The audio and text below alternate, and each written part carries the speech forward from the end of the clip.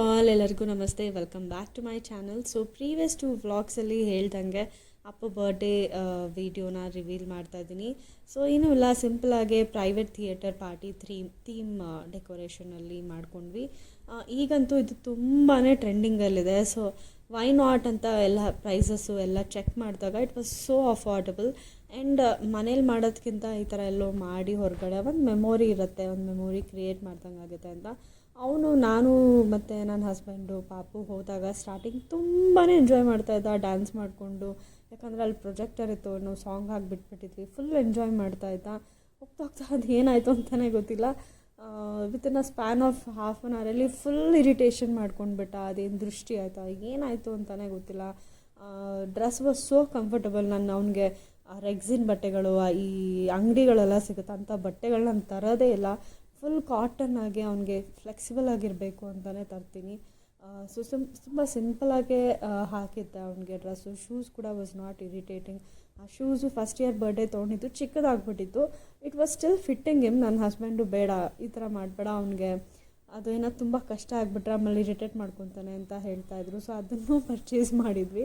ಅದು ಏನೋ ಗೊತ್ತಿಲ್ಲ, ಫುಲ್ ಇರಿಟೇಟ್ ಆಗಿಬಿಟ್ಟ ಅವನಂತೂ. ಸೊ ಫುಲ್ ಎಂಜಾಯ್ ಮಾಡ್ತಿದ್ದ. ಸ್ಟಾರ್ಟಿಂಗು ಪುಷ್ಪ ಸಾಂಗಿಗೆ ಡ್ಯಾನ್ಸ್ ಆಡ್ತಿದ್ದ. ಅದಾದಮೇಲೆ ಏನಾಯಿತು ಅಂತ ಗೊತ್ತಿಲ್ಲ, ಇರಿಟೇಟ್ ಆದ. ಬಟ್ ಅದಾದಮೇಲೆ ನಾವು ಅಲ್ಲಿ ಏನೂ ಆರ್ಡರ್ ಮಾಡಿಲ್ಲ. ಆಲ್ಬೇಗ್ RR ನಗರ್ ಹೋದ್ವಿ. ಅಲ್ಲಿ ಹೋದ್ಮೇಲೂ ಸ್ವಲ್ಪ ನಾರ್ಮಲ್ ಆಗಿಬಿಟ್ಟ. ಅವತ್ತಂತಲೇ ಫುಲ್ ಮಳೆನೂ ಬಂದುಬಿಡ್ತು. ಸರಿಯಾಗಿ ಏನು ಜಾಸ್ತಿ ವೀಡಿಯೋ ಮಾಡ್ಕೊಳ್ಳೋಕ್ಕಾಗಲಿಲ್ಲ. ಸ್ಟಾರ್ಟಿಂಗ್ ಮಾಡಿಕೊಂಡೆ, ಹೋಗ್ತಾ ಅವ್ನು ಇರಿಟೇಟ್ ಆಗ್ತಾ ನನಗೆ ವೀಡಿಯೋ ಮಾಡೋ ಇದೂ ಮಾಡಲಿಲ್ಲ ನಾನು ಆ್ಯಕ್ಚುಲಿ. ಸೊ ಹೀಗೆ ಬರ್ಡೇನೂ ಚೆನ್ನಾಗಾಯಿತು. ಬಟ್ ಸ್ಟಿಲ್ ನನ್ನ ಮಗು ಅಂತೂ ಫುಲ್ ಇರಿಟೇಟ್ ಮಾಡ್ಕೊಂಬಿಟ್ಟ. ಕೇಕ್ ಕೂಡ ಸರಿಯಾಗಿ ಕಟ್ ಮಾಡಲಿಲ್ಲ ಅವನು. ಸೊ ನಾವೇ ಕೇಕ್ ಕಟ್ ಮಾಡ್ಕೊಂಡ್ವಿ. ನಾನೊಂದು ಬಟ್ಟೆ ಕೂಡ ಶಾಪಿಂಗ್ ಮಾಡಿರಲಿಲ್ಲ. ಲಾಸ್ಟ್ ಮೂಮೆಂಟಲ್ಲಿ ಹೋಗಿ ಹೋಗಿ ಕತ್ರಗುಪ್ಪೆಲ್ಲಿ ಹೋಗಿ ತೊಗೊಂಬಂದಿದ್ದಾಯಿತು. ಸೊ ಈ ಥರ ಒಂಥರ ಬರ್ಡೇ ತುಂಬ ಹರಿಬರಿ ಆಗಿರುತ್ತೆ. ಬರ್ಡೇ ಆದಮೇಲೆ ಈ ಫೋಟೋಸ್ ಎಲ್ಲ ನೋಡಿದಾಗ ತುಂಬಾ ಖುಷಿಯಾಗುತ್ತೆ, ವಾವ್ ಅಂತ. ಸೊ ಅದಕ್ಕೆ ಮೆಮೊರೀಸ್ನ ಕ್ರಿಯೇಟ್ ಮಾಡಬೇಕು ಅಂತ ನನಗೆ ಯಾವಾಗಲೂ ಇದೊಂದಿದ್ದೇ ಇರುತ್ತೆ. ಸೊ ನಾನು ಪ್ರತಿಯೊಂದು ಮೂಮೆಂಟ್ನೂ ಮೆಮೊರಿ ಕ್ರಿಯೇಟ್ ಮಾಡಬೇಕು ಅಂತಲೇ ನೋಡ್ತಾ ಇರ್ತೀನಿ.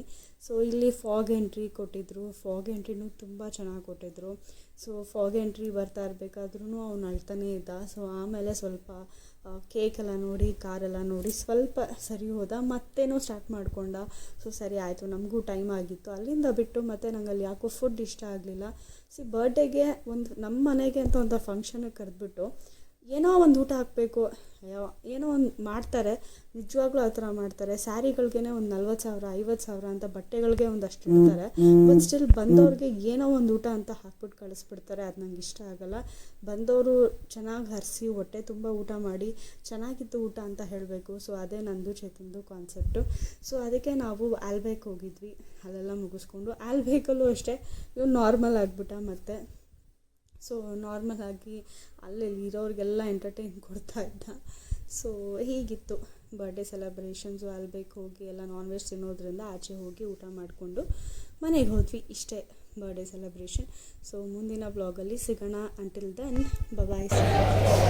ಏನು ಅಪ್ಪಮ್ಮ ಯಾವ್ದು ಬೇಕಲ್ಲಿ ಮೇಲೆ ಯಾವ್ದು ಬೇಕು? ಕಬಾಬ್ ಬೇಕಾ? ಕಬಾಬ್ ಬೇಕಾ?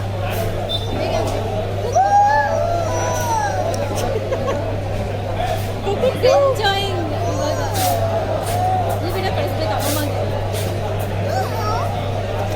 ಬಿಸಿ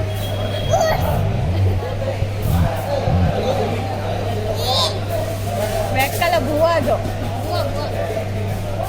ಹೆಂಗಮ್ಮ ಬೂವ ತಿನ್ನೋದು? ಬೂವ ಹೆಂಗಮ್ಮ ತಿನ್ನೋದು? ಭಾರಿ ತಿನ್ನೋಂಗೆ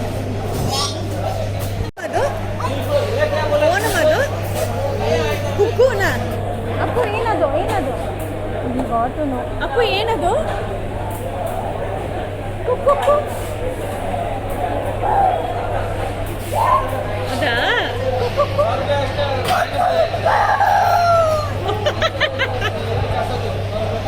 ಒಳ್ಳೆ ಎಂಟರ್ಟೈನ್ಮೆಂಟ್ ಕೊಡ್ತಾ ಇದ್ದಾನೆ ಅವರಿಗೆಲ್ಲ.